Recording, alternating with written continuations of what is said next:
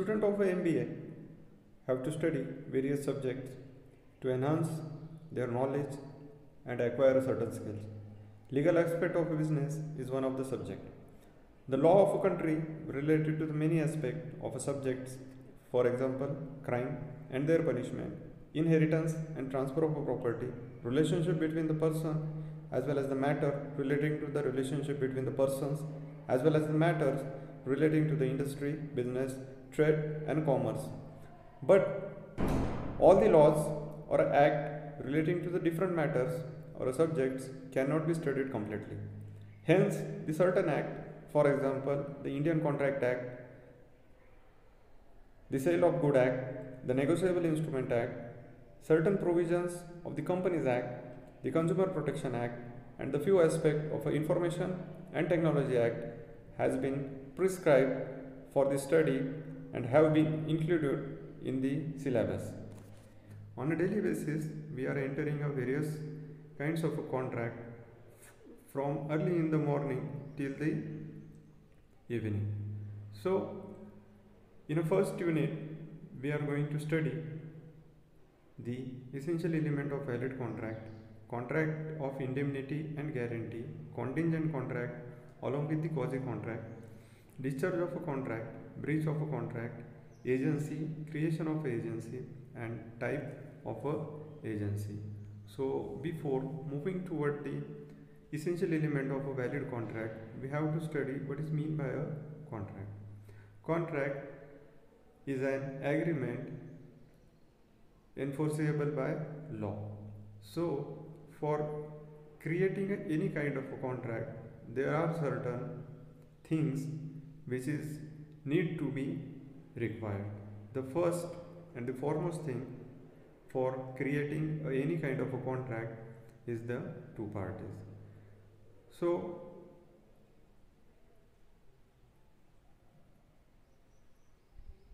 the first party is known as the promisor and the second party is known as the promisee. Now we have to see what is meant by promisor, or who is the promisor and who is the promisee. So the promisor is the person who is making the proposal or who makes an offer. The promisee is the person to whom that offer is made. So if the promisee accepts the proposal made by the promisor, it becomes a promise. So the next step in creating a contract is an agreement. As per section 2 subsection E, every promise and every set of promises forming the consideration for each other is an agreement. So at the second step, we require a consideration. A consideration is nothing but an obligation. Consideration is the thing for which the party is entering in a contract, or there must be something for each and every party arising out of the contract. In case of a lack of consideration, as a general rule, no consideration, no contract. So let us discuss the consideration part in depth with the help of example. Take an example, Mr. A offers his motorcycle to Mr. B for rupees 50,000. So here, if we see Mr. A, who is going to offer his motorcycle to Mr. B, is the promisor, and Mr. B, to whom that motorcycle is offered for rupees 50,000, is promisee. So let's talk about the consideration. Consideration for Mr. A is rupees 50,000 and consideration for Mr. B is that motorcycle. So consideration is required for making an agreement. Now take the another example by which the consideration is not available or which is not required. For example, a grandfather promises a laptop to his grandson on his 5th birthday. So, two parties are there, there is an agreement, but consideration for a grandson on his 5th birthday is a laptop. But for the grandfather, there is no consideration. So, the agreements which is not having any kind of a consideration are not becoming a contract. So, it justifies a simple rule that no consideration, no contract.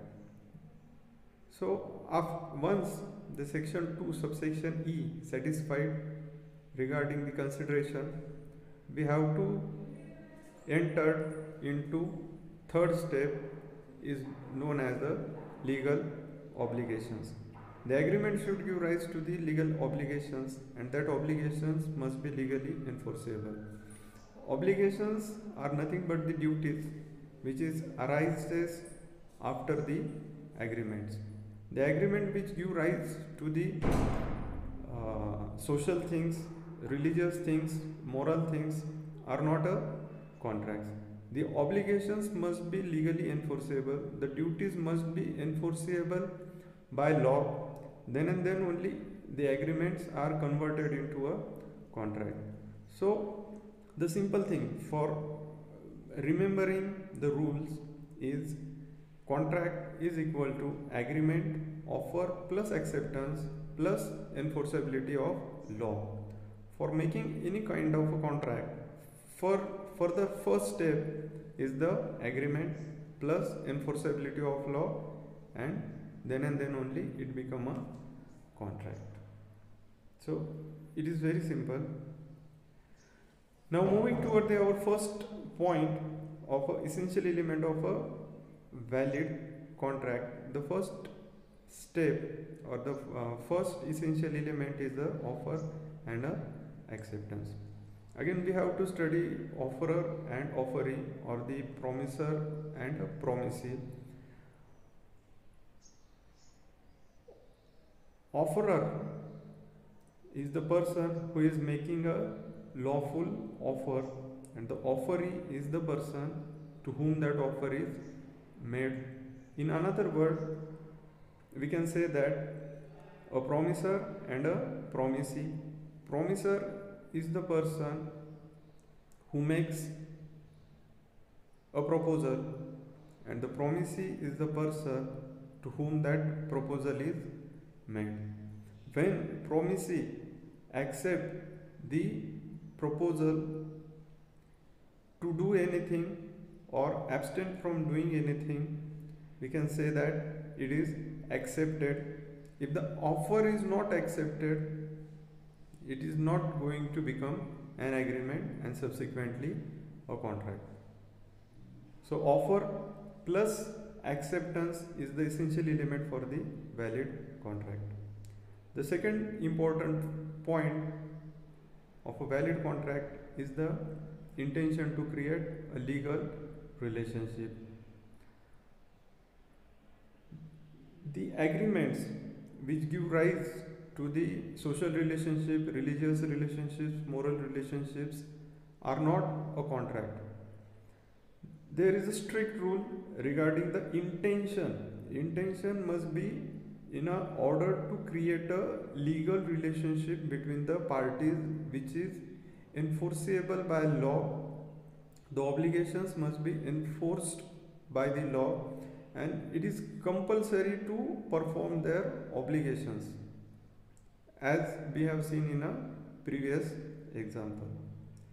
Now the third essential element of a valid contract is the lawful consideration. Whenever we talk about the consideration must be a legal consideration. For example, as per the previous example, Mr. A offers his motorcycle to Mr. B for rupees 50,000. So here the consideration for Mr. A is rupees 50,000, which is again a lawful consideration. and for Mr. P is that motorcycle, it is again a lawful consideration. Whenever we talk about the types of considerations, there are various kinds of a consideration.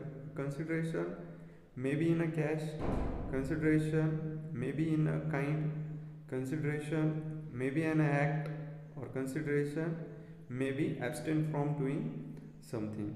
So the consideration which is involving in a contract must be a lawful consideration. The things or the acts or the abstains which are not legal in nature cannot be termed as a valid contract.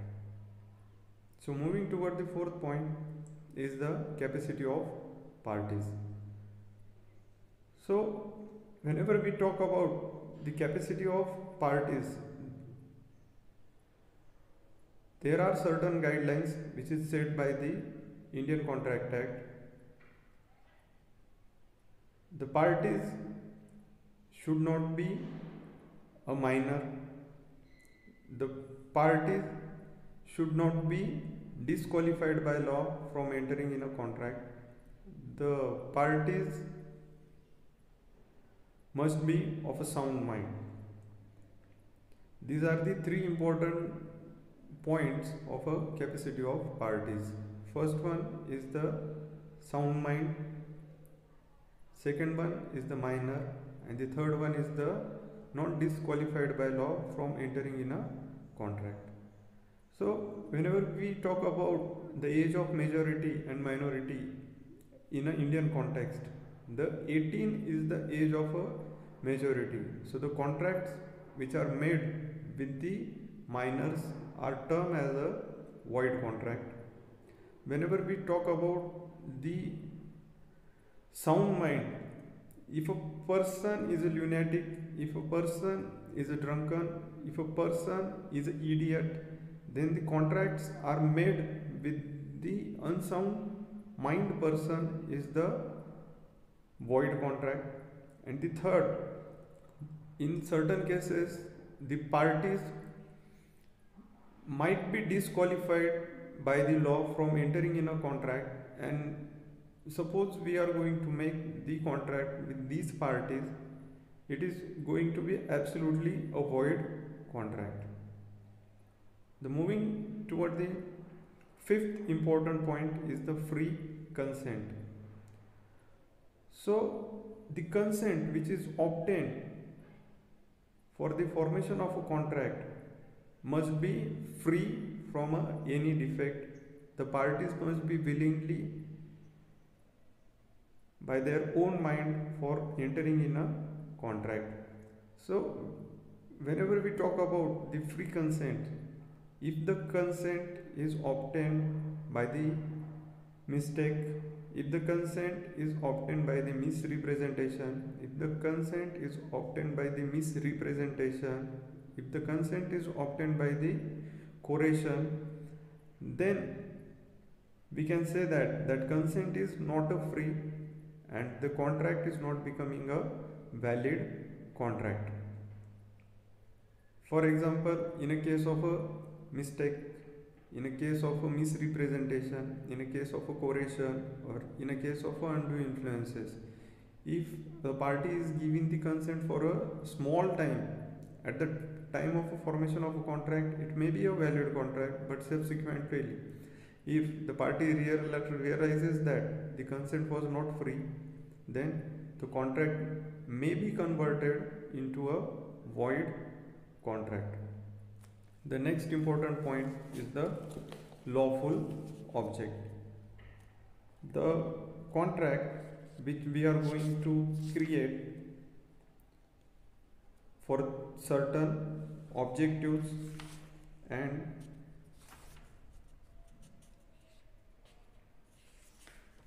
if that object is not lawful, then automatically it become a void contract.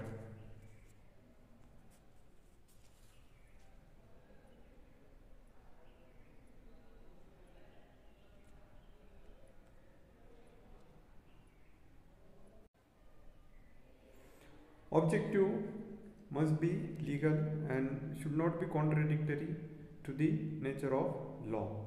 The seventh important point is the agreement has not been declared void. There are certain agreements which are expressly declared by the law as a void. For example, the restraints of marriages, the restraints of trades are the classical example for the void agreements in India. So the agreements which are expressly declared as a void, if the parties entered in such a contracts, the contracts are automatically going to be void contract. The next important element is the certainty and a possibility of a performance.